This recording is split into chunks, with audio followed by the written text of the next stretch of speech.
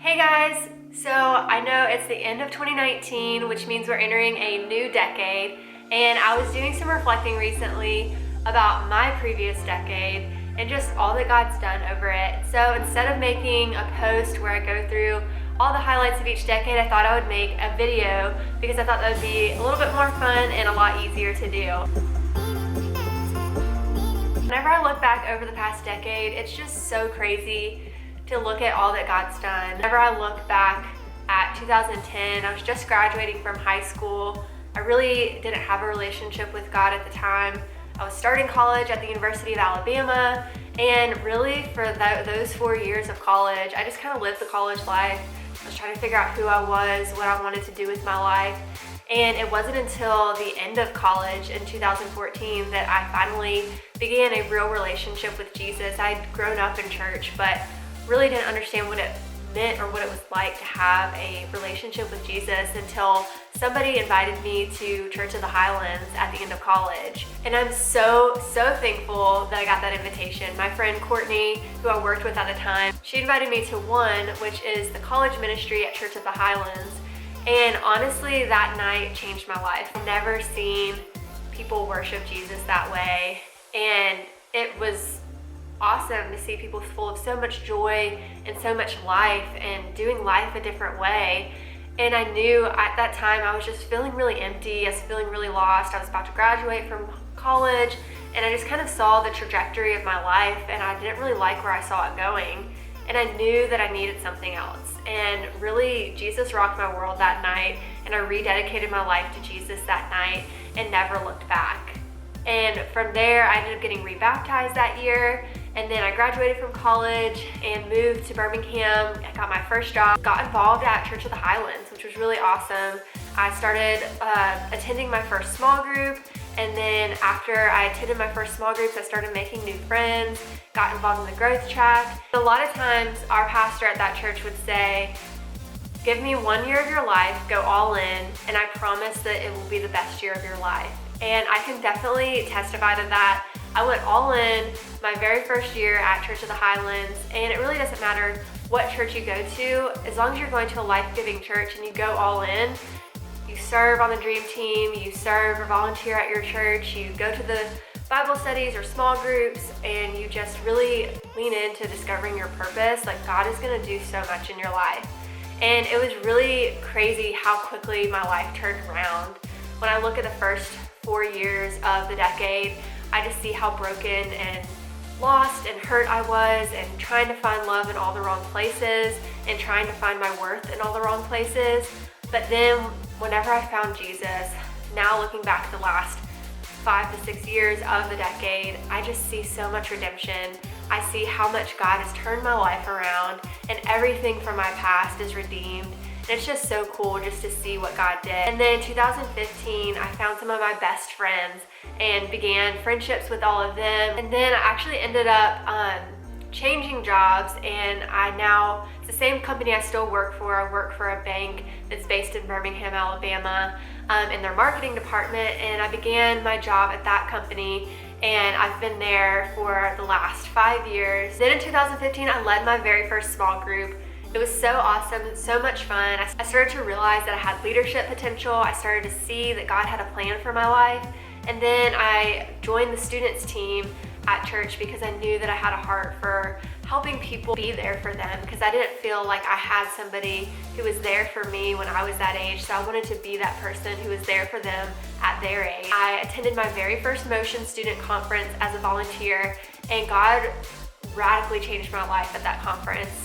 I discovered that I had purpose for the first time. I felt called to ministry for the first time. I felt called to speak and write, and I had no idea what to do with any of that, but it was just so cool to see what God was stirring in my heart, and to see that He had a plan for me, that He could even use somebody like me with the past that I had, that He still had a plan for me. And I discovered that I had a gift of writing, and so I started my very first blog, and I also got to go on a lot of really fun trips that year.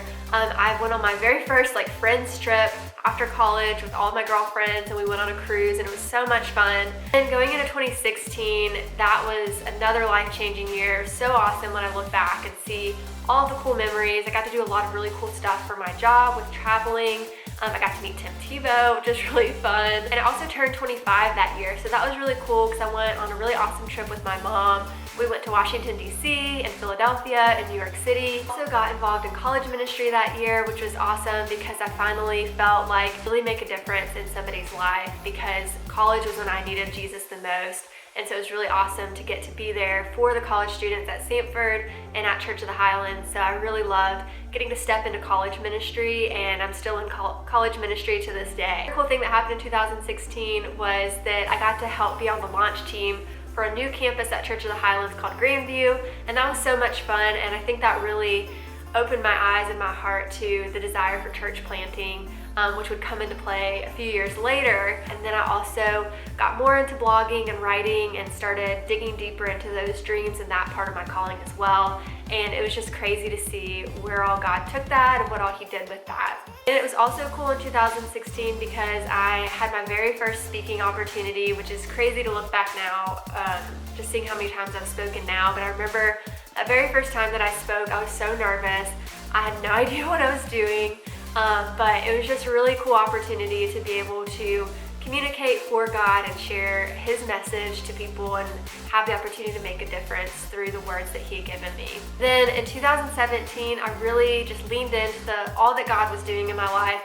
Over all these years, there was so much growth happening, and oh my gosh, like so many times where I was like, God, what are you doing? I don't know if I can take any more growth, all the different things, but I'm so thankful that I persevered and just kept leaning in and kept digging in and kept doing the hard work to grow. I also went on a mission trip, which is a funny story. I went on this mission trip that was supposed to go to New York City, our inner city ministry, to make a difference in that city. And the day we were supposed to fly out, this huge blizzard hit New York City. And so all the flights got delayed and canceled. So we weren't able to fly out of Birmingham. So we tried again the next day and still weren't able to fly out. And tried again on Wednesday and we still weren't able to fly out. And I was getting so frustrated because I was like, God, like I thought that you called me to go on this mission trip. I prayed about it. You opened all the doors. You fully funded it. What in the world is happening? And then we ended up getting a call on Wednesday that was like, okay guys, you're gonna actually go to Nashville and you're gonna go do ministry with the refugees in Nashville and just see what all of that is like. And so that was a really, really cool trip. I love Nashville also. We went to Nashville and we got to experience several other types of religions and just learn more about other religions so that we could better be a witness for Christianity. And then we also got to go to these refugee communities and just love on the people there and just get to know them. And that's really whenever I got my heart for adoption, was whenever we were helping with the refugees. And then we also went to a church there while we were in town. It's another ARC church. It's called Church of the Hills, which now it's actually called Zeal Church. But it was really awesome. I got to see what church plant looked like for the very first time and just see what it looked like to be part of a smaller church. And that was really awesome. I just remember being in that service and realizing just how much I had a heart for church planting. Also in 2017, I met Pastor Brian from my current church. And it was so crazy because that year, so many changes, so many things happening. And then my friend asked if I could meet up with this pastor and one of the other people from their church before the 4:30 service at my church one day, just show them around. And I was like, yeah, sure, I can do that. And he didn't know I was from Cincinnati. I didn't know this pastor was planning a church in Cincinnati. And so I met Pastor Brian and showed them around the church and sat with them during the service and learned that they were planning a church in Cincinnati. And backing up to 2014, I'd actually begun praying for a life-giving church to be planted in Cincinnati. Just because I started going to Highlands and I knew that Cincinnati needed more life-giving churches and that there was so much brokenness here in Cincinnati and that there was just such a need for just life-giving, godly relationships and friendships and church community here. So I began praying in 2014 for there to be a church in Cincinnati, and then in 2017 I met Pastor Brian for the first time. It was just really cool to hear that that prayer was getting answered and it was going to become a reality. And so I began praying at that time. I was like, God, what does this look like? Am I supposed to be part of this? I don't really know. Like, I just have no idea. It's so cool because I've been praying for there to be a Highlands campus in Mobile area closer to where my mom's family is. And I also found out that year that there was going to be a Mobile Bay campus launching in 2018. So I got to see 2 prayers answered that year. Also in 2017, later that year, I really felt like I was supposed to write a book. And it had been on my heart for several years, and I had talked to God about it a lot, and there was this one book idea that I just couldn't shake. And I was getting coffee with a friend at the end of 2017, and I was like, I think I'm supposed to write this book, but I don't really know. I began praying about it. In November of 2017, I began writing my book, It Is Written. January of 2018, I finished writing the book, and by March of 2018, I released my very first book called It Is Written, Daily Truth to Face the Lies We Battle, and it's a devotional to help people overcome all the different kinds of lies that they face in life and teach them how to use scripture to plant truth in their lives. Also renamed my blog and started making it into more of an online ministry called the Trailblazer Journals, and that's what it's still called today. So that was really crazy. 2018, wow, it was just a really crazy year. It was really awesome. I started getting invitations to speaking opportunities around the state of Alabama, and I went to my very first writers conference / speaker conference called She Speaks over the summer of 2018. I also walked through a lot of hard stuff that year too. I came up to Cincinnati for the launch of Queen City Church, which is where I currently am in Cincinnati, Ohio. And it was just so surreal. I remember that whole weekend I couldn't stop smiling. And the minute I walked into the school where we have the church, like I literally had chills, and during service, like I couldn't stop crying. And I remember going up to one of my friends who had moved there, my very best friend. She moved up there to help start the church. And I remember going up to her and asking her to pray with me. And I was like, I just need to know if God wants me here or not, because I feel like He does, and I'm just not sure. I need confirmation.